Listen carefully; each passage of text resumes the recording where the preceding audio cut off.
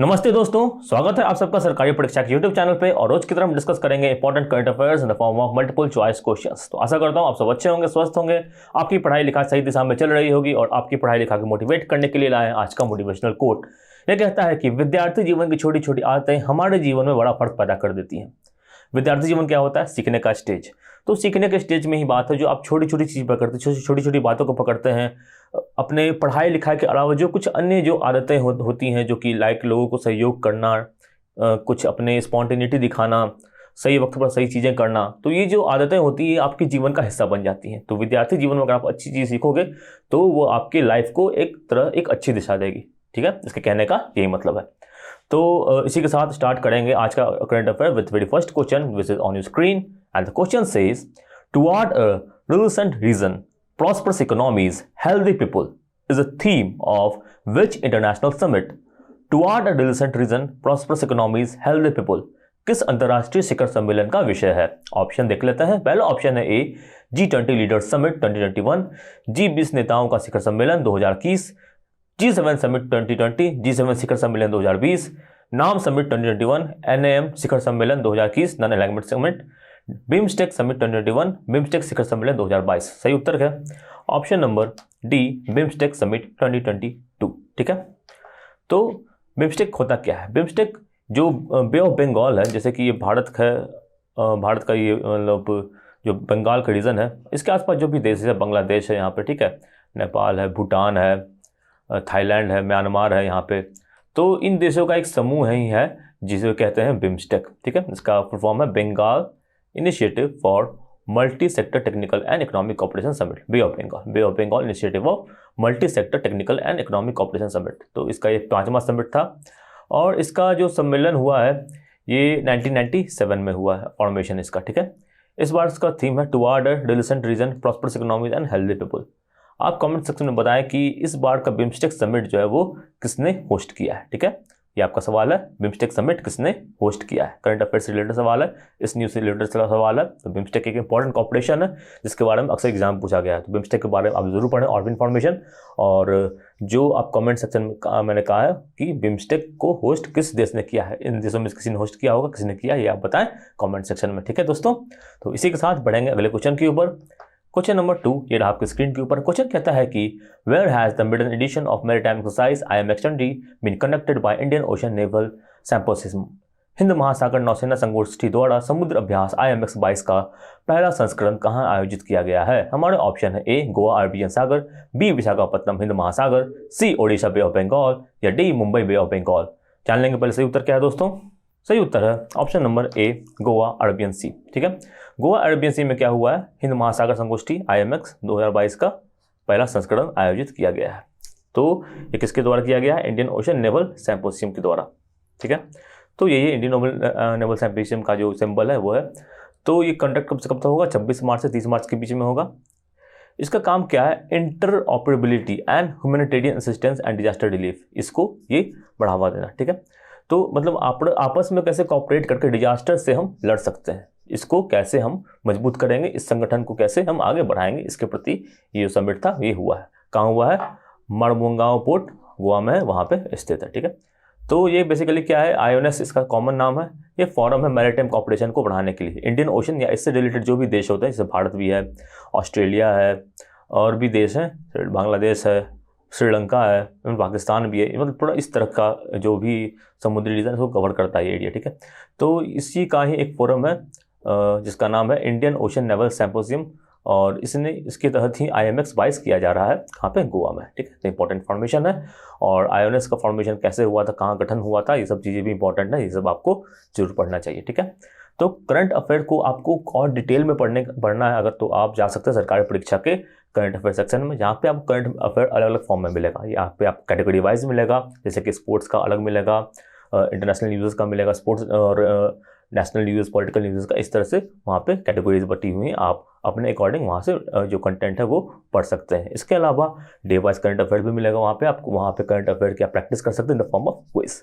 तो इसको current affair section को सरकारी परीक्षा की आप ज़रूर विजिट करें और इसी के साथ हम बढ़ेंगे अगले क्वेश्चन के ऊपर। क्वेश्चन नंबर 3 ये रहा आपके स्क्रीन के ऊपर। क्वेश्चन कहता है कि who has been appointed as next director of forest research institute in Dehradun. Dehradun में वन अनुसंधान संस्थान के अगले निदेशक के रूप में किसे नियुक्त किया गया है। हमारा ऑप्शन है A doctor Savita, B doctor Renu Singh, C doctor A K Tripathi या डी डॉक्टर मुदिया खत्री। जान लेंगे सही उत्तर। सही उत्तर option number B doctor Renu Singh. ठीक है, तो रेणु सिंह कौन है? इन्होंने भारत का प्रतिनिधित्व किया कई सारे जो बायोडाइवर्सिटी कॉन्फ्रेंसेस होते हैं विश्व भर में, जैसे कि biodiversity, forest, climate change related issues, international convention like United nation framework convention of climate change UNFCCC में। ठीक है, इस तरह से बायोलॉजिकल डाइवर्सिटी को लेकर जो कन्वेंशन हुआ था वहाँ पे, इस तरह की कई सारी जो अंतर्राष्ट्रीय स्तर पर जो मीटिंग्स होती हैं इन्वायरमेंट को लेकर, फॉरेस्ट को लेकर, वहाँ पे उन्होंने भारत का प्रतिनिधित्व किया है। ठीक है, तो natural resource service training institute जो है Indian council of forest research and education, ये कहाँ पे है? देहरादून में। और इसका काम क्या है? इसका काम है फॉरेस्ट रिलेटेड जो भी एजुकेशन होती है उसके बारे में ट्रेन करना। ठीक है,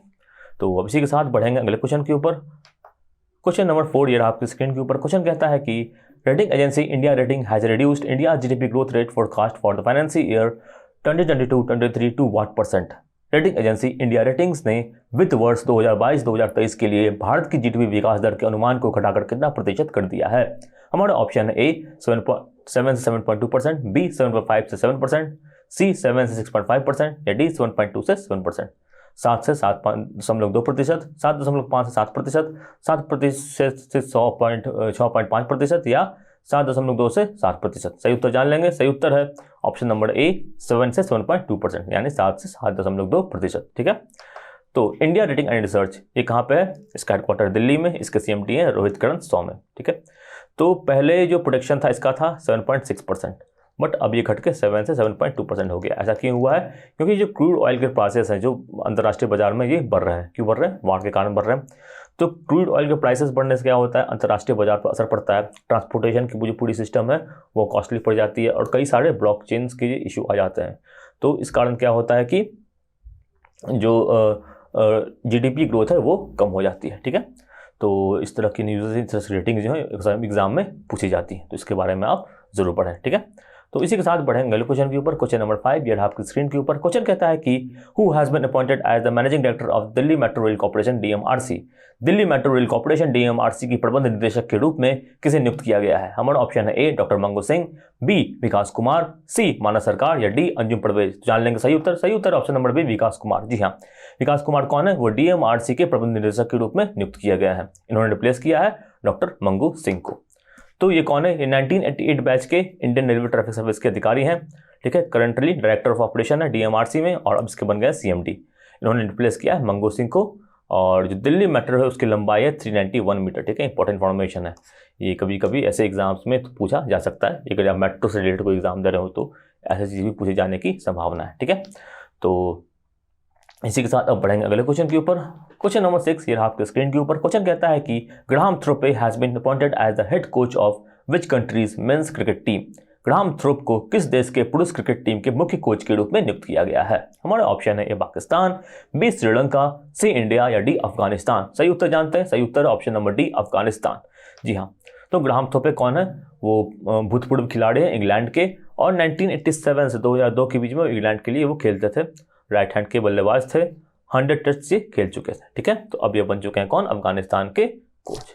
तो अब इसी के साथ बढ़ते हैं अगले क्वेश्चन के ऊपर। क्वेश्चन नंबर 7 ये रहा आपके स्क्रीन के ऊपर। क्वेश्चन कहता है कि which of the following bank has acquired city bank India's consumer business. निम्नलिखित में से किस बैंक ने सिटी बैंक इंडिया के उपभोक्ता व्यवसायों का अधिग्रहण किया है। ऑप्शन देख लेते हैं। A HDFC bank, B IDBI bank, C Kotak Mahindra bank या डी एक्सिस बैंक। तो जान लेते हैं सही उत्तर क्या है। सही उत्तर है option number D Axis bank. तो एक्सिस बैंक ने अधिग्रहण किया है सिटी बैंक्स के कंज्यूमर बिजनेस का भारत में। तो सिटी बैंक ने ये डील कितने में की है? 12,325 करोड़ में ये डील तय हुई है। ठीक है, एक्सिस बैंक के CEO कौन है? अमिताभ चौधरी हैं। इसका हेडक्वार्टर है मुंबई में। तो ये इन्फॉर्मेशन क्या होती है? एग्जाम्स के लिए इंपॉर्टेंट होती है। तो जो ट्रांजेक्शन हुआ है, क्या हुआ इसमें? कंज्यूमर बिजनेस जो सिटी बैंक का था उसको उन्होंने एक्वायर किया। ठीक है, इसमें क्या इंक्लूडेड है? इसमें क्रेडिट कार्ड्स इंक्लूडेड है। ठीक है, रिटेल बैंकिंग इंक्लूडेड है, wealth management on consumer loans. तो ये जो सर्विसेज हैं वो सिटी बैंक की अब एक्सिस बैंक ने इसको एक्वायर कर लिया। ठीक है, तो बैंकिंग से रिलेटेड इंपॉर्टेंट न्यूज़ है और इस तरह की जो और भी न्यूज़ होती हैं वो काफ़ी इंपॉर्टेंट होती हैं बैंकिंग के एग्जाम्स के लिए। तो इसको आपको ज़रूर पढ़ना चाहिए और नोट्स लगातार मेंटेन करते रहना चाहिए। ठीक है, ये जो क्वेश्चन इसके आने के काफ़ी चांसेस है किसी भी जनरल कंपटीशन में। ठीक है, तो जनरल कंपटीशन की आप तैयारी करते हो तो सरकारी परीक्षा की वेबसाइट पर जाके इसकी मॉक टेस्ट लगा सकते हो। कई सारे एग्जाम्स के वहाँ पे मॉक टेस्ट अवेलेबल है, आप उसको टाइम टू टाइम लगाते रहिए और अपनी जो इम्प्रूवमेंट है वो भी आप वहाँ पे देख सकते हैं कि किस तरह से आपने जो स्कोर किया है वो किस सब्जेक्ट में ज़्यादा किया, किस सब्जेक्ट में कम किया। इस तरह के आपको एनालिसिस वहाँ पे देखने को मिल सकती है। ठीक है, तो इसी के साथ पढ़ेंगे अगले क्वेश्चन के ऊपर। क्वेश्चन नंबर 8 ये आपकी स्क्रीन के ऊपर। क्वेश्चन कहता है कि which state has won the 21st national para swimming championship. 21वीं राष्ट्रीय पैरा स्विमिंग चैंपियनशिप किस राज्य ने जीता है। ऑप्शंस हैं तो उत्तर प्रदेश, बी महाराष्ट्र, सी बिहार या डी तमिलनाडु। सही उत्तर जानेंगे, सही उत्तर ऑप्शन नंबर बी महाराष्ट्र। तो महाराष्ट्र ने जीता है ये पुरस्कार और ये कहाँ हुआ है, ये हुआ है महाराणा प्रताप खेल गांव में उदयपुर में। ठीक है, तो ये किसके द्वारा कंडक्ट करवाया गया था, para Olympic committee of India and Narayan सेवा संस्थान, ये दो संस्थान है, इसके द्वारा ये जो खेल का आयोजन है वो करवाया गया था। ठीक है, 306 मेल और 77 वुमेन ने इसमें पार्टिसिपेट किया था और इसमें कुल 14 कैटेगरीज थी। तो इंपॉर्टेंट इन्फॉर्मेशन है, पैरा ओलंपिक्स जो गेम होती हैं उनसे जो एथलीट निकलते हैं ये देश को भी काफ़ी नाम करते हैं। जैसे कि पैरा ओलंपिक्स पिछला जो हुआ था उसमें भारत ने काफ़ी अच्छा प्रदर्शन किया था, तो इसके बारे में भी आपको जरूर पढ़ना चाहिए। तो इसी के साथ बढ़ते हैं अगले क्वेश्चन के ऊपर। क्वेश्चन नंबर 9 ये रहा आपकी स्क्रीन के ऊपर। क्वेश्चन कहता है कि who has been appointed as the director of operation of ONGC Videsh limited. ONGC Videsh limited का संचालन निदेशक के रूप में किसे नियुक्त किया गया है। Option number A Rajesh Kumar Srivastava, B Om Prakash Singh, C ON Gyani या डी अनुराग शर्मा। जानेंगे सही उत्तर। सही उत्तर है ऑप्शन नंबर सी ON ज्ञानी। ठीक है, ON ज्ञानी इन्होंने किन्हें रिप्लेस किया है ये आप बताएं कमेंट सेक्शन में। तो ये जो ओएनजीसी विदेश है ये क्या है। ओएनजीसी विदेश ओएनजीसी का ही एक फॉरेन में अपना एक संगठन है, एक आर्म है। ठीक है, पूरी तरह से ओएनजीसी विदेश को ओएनजीसी ही ओन करता है, इसकी पेरेंट कंपनी है। ठीक है, तो ओएनजीसी का जो 35 ऑयल एंड गैस एसेट और में 15 कंट्रीज में जो है इसका प्रोडक्शन होता है। ठीक है, तो पूरी दुनिया में जो इतना प्रोडक्शन होता है ऑयल का उसका 30.3% जो है वो ओएनजीसी विदेश द्वारा होता है। ठीक है, तो ये डाटा कब का, ये डाटा है 2019-2020 का। ठीक है, तो 3.3% ऑयल और 23.37% ऑयल एंड नेचुरल गैस दोनों मिला के। ठीक है, तो जो इसके क्षेत्र में ऑयल एंड नेचुरल गैस के क्षेत्र में ओएनजीसी का काफ़ी अच्छा काम रहा है। तो इसी के साथ बढ़ेंगे अगले क्वेश्चन के ऊपर। क्वेश्चन नंबर 10 ये रहा आपके स्क्रीन के ऊपर। क्वेश्चन कहता है कि which of the following software application has been launch to enable fast secure transmission of court orders.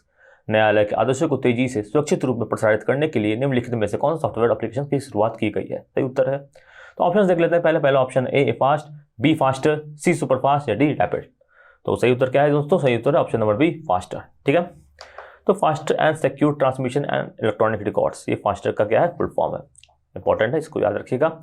और एन विडम्बना जो भारत के CGI हैं, CGI एन विडम्बना, इन्होंने इसकी शुरुआत की है। ठीक है, तो सॉफ्टवेयर से क्या होगा, जो कोर्ट ऑर्डर्स होते हैं वो सिक्योरली जो इलेक्ट्रॉनिक मोड में वो ट्रांसफर रहेंगे और जो इसमें जो देरी होती है जो कोर्ट के काम में उसको कम करने में ये हेल्प करेगा। ठीक है, तो this system will enable the under trial procedures and accused to get bail soon. तो अंडर ट्रायल्स में जो बहुत लोग होते हैं जो कि बेकसूर भी होते हैं और बट ट्रायल में वो फंसे होते हैं, तो उनकी जो बेल है वो जल्दी हो जाए, इसको भी प्रोसेस करने में ये फास्टर जो है वो मदद करेगा। ठीक है दोस्तों, तो इसी के साथ समाप्त करते हैं आज के करंट अफेयर सेशन को। अगर आपको ये वीडियो अच्छा लगा हो तो इसे जरूर लाइक कीजिए, अपने दोस्तों के साथ शेयर कीजिए, अपने विचारों को लिखिए कमेंट सेक्शन में। सरकारी परीक्षा के चैनल को सब्सक्राइब कीजिए और बेल आइकन को जरूर दबाइए। ठीक है, इससे क्या होगा, जो भी इंपॉर्टेंट अपडेट्स होंगे, जो भी एग्जाम के रिलेटेड इन्फॉर्मेशन होंगे वो आपको तुरंत देखने को मिल जाएगी और आपकी तैयारी सही से शुरू हो पाएगी। तो इसको जरूर लाइक कीजिए, सब्सक्राइब कीजिए, शेयर कीजिए, ज़्यादा से ज़्यादा लोगों तक पहुंचाइए और साथ ही साथ कमेंट में आप ये भी बता सकते हैं कि आपको किस तरह के वीडियोस चाहिए। ठीक है,